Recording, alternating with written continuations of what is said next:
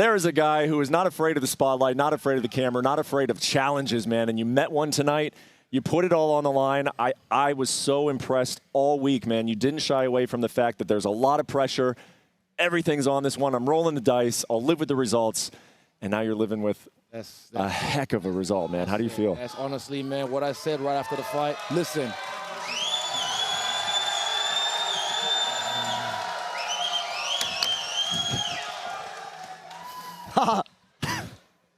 That's what I said right after the fight. When I meant that from the bottom of my heart. Like, people don't understand in your day-to-day life, you go through adversity, you go through, you know, demons that you have to overcome yourself. And a lot of fighters like Rashad, DC, they've been through this. They were talking about it on screen, like having to get over that. But I put that pressure on myself this camp. I put that demon on my back because I was like, this is that to get over. And I don't give a I keep saying, oh, well, if you beat him once, it's still 3-1. 3 minus 1 is 2, and that's 2-time UFC middleweight champion. You already know. Can you talk a little bit more, Izzy, about the demon? Because I feel like all of us, we watched, you know, the thrill and agony backstage scenes of your last fight, and we're like, man, this guy's handling it really, really, really well. Bro, that's life. I've been through so much in my life, man. One day, you guys will see glimpses of it when I put it out there on the screen, you know. But I've been through worse things in my life. He's been through worse things in his life, you know. So you've never seen me, not once, even when I got in the UFC, on my Instagram bio, UFC fighter or UFC middleweight, or when I became champion, UFC, because I don't live and die by this. This is just one aspect of my life. This is forever, but it's one aspect of my life. I look forward to other things out of life. So this is not everything to me. It's everything right now, but in the grand scheme of things, you know, this is not everything to me. But right now, tonight, it's everything. Well, I know you're not attached to any singular result, and I know you don't fight for money, but you did win a performance bonus, so your bankroll's a little bit fatter with that. Good. But you seem to have an edge and a drive and a focus to you this week that was even heightened from the great champion we've seen prior. Is that fair? Yeah, definitely. Like I said, I know I've hacked my body, I've hacked my mind, I've hacked my spirit. I've done things this week that I learned a lot about myself. I learned how to raise my testosterone, even just with my mind. I'll give those details later on Freestyle Banner on YouTube. Check it out, maybe. But, yeah, I've learned so much about myself, standing in front of the mirror, dancing with the shadow self. A lot of people like to shy away from their shadow self. They don't want to dive into that, but I learned to stand there and own it because it's part of me. You know, a lot of people try to say, I'm such a, you know, you're not virtuous, you're not innocent. Everyone, there's no good or bad people. People are just capable of great good or great evil. And tonight, I had to get to that dark side and show him the evil side of me. Get to the dark side so I can show him the light. And he saw the light. He went towards the light.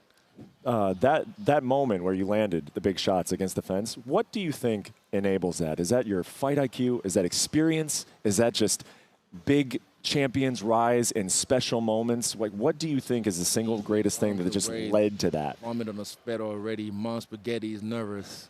Bro, my 8-mile moment. I told y'all, you only get one shot. Do not miss your chance to blow. And, man, when it was my shot, I landed that, man, and I did it again, boom. And I see him hit the ground. And I thought about George Foreman versus Ali because Engage, my fightwear brand, just signed with the Ali Foundation. And something in my head prior to this fight was like, if I have that moment, should I hold back like Ali did with George Foreman, the Phantom Punch? But I was like, nah. He wouldn't do the same to me, so I sent that from heaven, and I just landed on his head. I think that's a fair assessment. Yeah.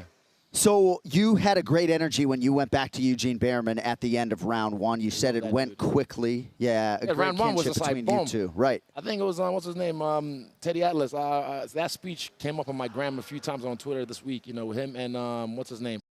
I can't remember his name now. It was talking about firemen. Yeah, we're firemen. It's like, if you stay focused, the rounds go by. So round 1, I was like, is that it? Right. I was focused. Bro, my mantras this week was on, man. Self-affirmations, like positive self-affirmations. My PSAs was on this week. My positive self-talk. I told you, I know how to hack my mind, body, and spirit, man. And there's more ways. There's levels to this. There's levels to this. And now I just hit another level. Yeah, I mean, I do want to ask you, is that just the biggest adjustment? Did you feel like when you left the arena in November that I know exactly what I have to do to beat this guy, and how much of it was just here? Like, or was it some things to work on in the gym? Every time I fought this guy, every time I fought, last time I fought him, I let him breathe. I let him recover. That was my mistake. I thought maybe when I get into the later rounds, I'll have the advantage, and that was the one mistake I made. And I own up to those mistakes, and I address them, and I accept them. But this time, I was like, I'm not going to let him breathe. And he wasn't used to it. He wasn't used to me hunting him down. I told y'all, in every sense of the word, go back to what I said, in every sense of the word, I'm going to hunt him down. And I hunted him down. And then when it was time, I set the trap. I set the trap on him, and he thought like, oh, I see the holes in this game. But when you dive in that hole, you don't realize it's not a hole, it's a trap. And then you're in a genjutsu, and you're stuck, you can't get out. And before you do, oh, what happened? You're waking up to the lights. Show them the light. Your words were prophetic. Your celebration was unbelievable. And this win, this highlight is going to withstand the test of time, but maybe even more so. Your post-fight speech, your ability to orate on the fly like that, man, just an incredible speech to the masses. From the heart, man, because right now people don't do that anymore. People are too scared of what people might say. I don't want to get canceled or whatever, but all that. Believe in yourself. Believe in yourself. Believe in yourself. Trust me. I believed in myself. And thank you to everybody that believed in me as well. Bless you. Mwah. I love you.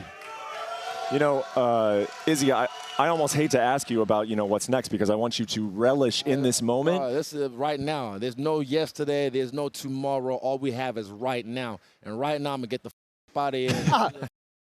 Press conference. Sorry, Mickey Mouse. And then Miami.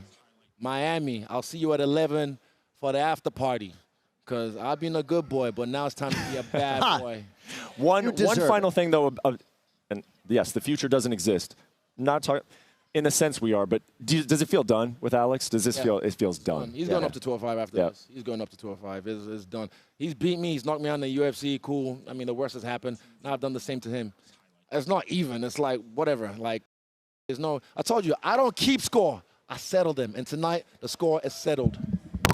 Thank you so much, Izzy. Congratulations, man. Thank you for watching ESPN on YouTube. For live streaming sports and premium content, subscribe to ESPN+.